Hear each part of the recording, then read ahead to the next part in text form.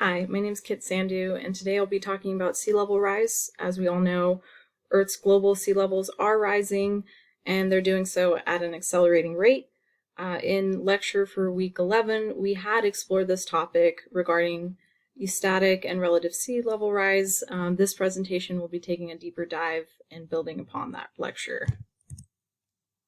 As a review, I just wanted to give you a refresher and tell you that there are two types of sea level rise, eustatic and relative, which is global and local sea level rise respectively. As Professor Hansen explained, sea level has been rising for the last 18,000 years and continues to do so. Climate change is causing sea levels to rise more rapidly across the country and globally. The risk of sea level rise to coastal infrastructure varies based upon the rate of sea level rise relative to land elevation in a particular location. Where sea level rise does occur, there is more vulnerability to storm surge along with increase of long-term flood and inundation risk. Professor Hansen had gone over rates of sea level rise, and I wanted to expand. A report in January 2020 from the World Meteorological Organization showed that over a 5-year period from May 2014 to 2019, the rate of global mean sea level rise had amounted to 5 millimeters per year. What this essentially means is the average rate of rise has increased over time. The report indicated that the increased ice mass loss from ice sheets is the main cause of global mean sea level acceleration. So to break that down, ocean temperatures are increasing, leading to ocean expansion, and as ice sheets and glaciers melt, they add more water. As our climate continues to warm, the majority of this thermal energy is absorbed by the oceans, causing the volume of the water to expand. This process is known as thermal expansion. Since the 1990s, Greenland and Antarctic ice sheet mass loss and thermal expansion have accelerated sea level rise, while freshwater impoundment has decreased. In fact, ice sheet melt and thermal expansion now account for about 2/3 of observed global mean sea level rise. Mountain glacier meltwater currently contributes another 20%, while declining freshwater storage and land adds the remaining 10%.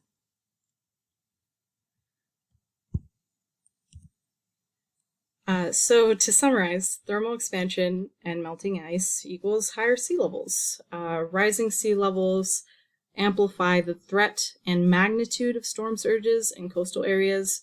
The threat of flooding and damage to water infrastructure includes issues for drinking water, wastewater, and stormwater utilities.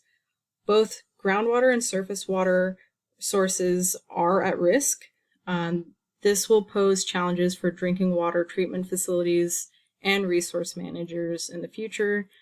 To combat this issue, there does need to be a push to lower greenhouse gas emissions, and we'll kind of go deeper into that in future slides.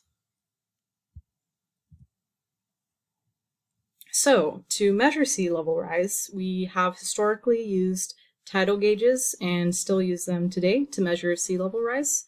A tidal gauge, which is a component of a modern water level monitoring station, is fitted with sensors and continuously records the height of the surrounding water level.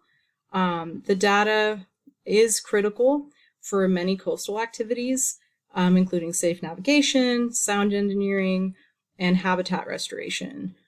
Before computers, we had these tide houses, and they sheltered tide gauges.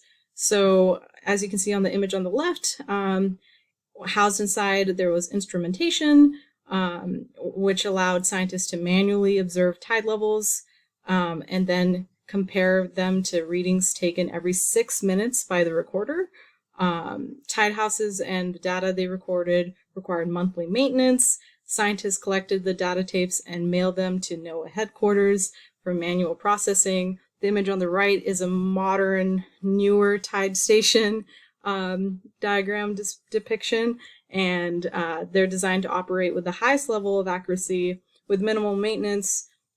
And now the data is just automatically sent to Noaa headquarters directly for analysis. With that said, tide gauges still only offer a small amount of data compared to satellites. So that's why scientists use satellites, because they do need to fully understand factors driving changes in sea level rise to truly understand and trust predictions for future sea level change. As mentioned in the rising water video that Professor Hansen shared, NASA is working with a team of interdisciplinary scientists that is focusing on a wide area of research from sea level models to satellite observations to improve our understanding of the factors affecting sea level rise for the past 120 years. So you can see from this infographic here, tide gauge data was the primary way to measure sea level rise before 1992, but sea level change isn't uniform around the globe. Also, measuring each of the factors that contributes to global mean sea levels is very difficult, so it was hard to gain an accurate picture prior to satellite data starting in 1992. I wanted to point out that there is annual variability in sea level rise, and this is mainly driven by El Nino. During El Nino, water from tropical river basins on land is transferred to the ocean, and during La Nina, the opposite occurs, with a transfer of water from the ocean to land. So again, sea level rise is not regionally uniform. Here we have cities most vulnerable to coastal flooding today. The threat of flooding and damage to coastal infrastructure will continue to increase over time as sea level rises and the magnitude of storms increase. So as you can see, there is this list here, which is different than the list I'm providing here. In the future, sea level rise will amplify the threat and magnitude of storm surges in coastal areas. In this slide, you can see cities that will be affected by 2050. My hometown of Boston made this list. This is because coastal infrastructure can be vulnerable to greater changes in storm surge intensity in the future. Here, I wanted to show a screenshot of this tool called the Sea Level Rise Viewer from Noaa. It provides a preliminary look at how different amounts of sea level rise would affect coastal flooding in the US. In addition to overall flooding estimates, users can see the relative social vulnerability of coastal regions, areas currently affected by coastal flooding, impacts of marshes, and different levels of confidence with which predictions can be made in different areas. I found this tool to be really neat, and I made a discussion question associated to it, so I do hope you all have a chance to check it out. Sea level rise is an issue that requires adaptation planning, and there are choices each region and city is going to have to make based on costs and time for infrastructure, depending on where sea level rise is occurring. It might be feasible to attack by reclaiming land, or as Professor Hansen mentioned in lecture, to protect coastline. There might be implementation of hard structures such as groins, jetties, and seawalls. However, these can be expensive efforts, oftentimes due to land restrictions and limitations on cost of response. Regions have to avoid future inundation by creating no-build areas and build structures higher to accommodate higher sea levels. And when all else fails, the only choice might be to retreat and abandon assets. Climate risks can vary in areas vulnerable to sea level rise, so coastal cities need to adopt adaptation strategies that work for them.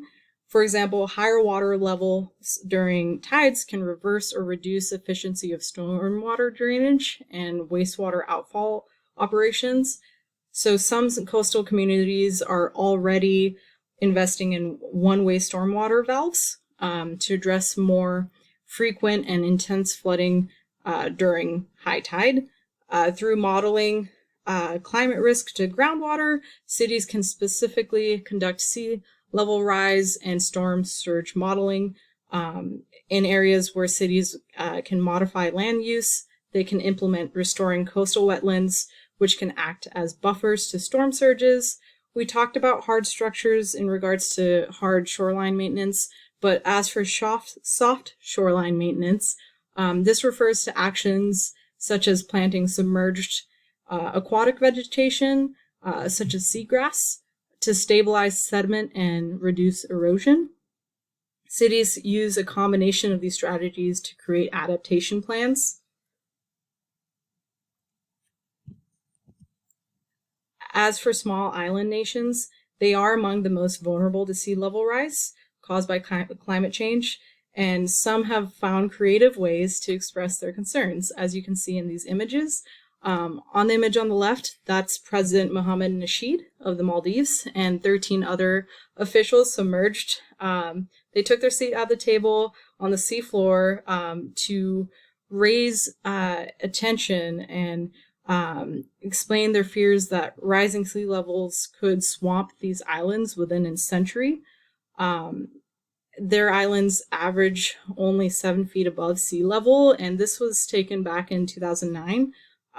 More recently, 10 years later, in 2019, President of Seychelles, an island nation off the east coast of Africa, is shown on the image on the right, and he was calling for action also to address this rising sea level changes. And he's in an underwater submersible, and he had this speech where he's explaining how many people live on low-lying coastlines.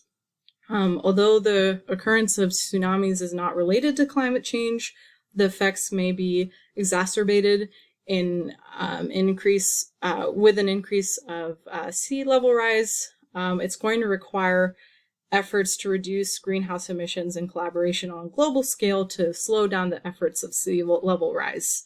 And those politicians, along with others in the UN and efforts that are made on a global scale, are going to make a difference in addressing how to combat sea level rise.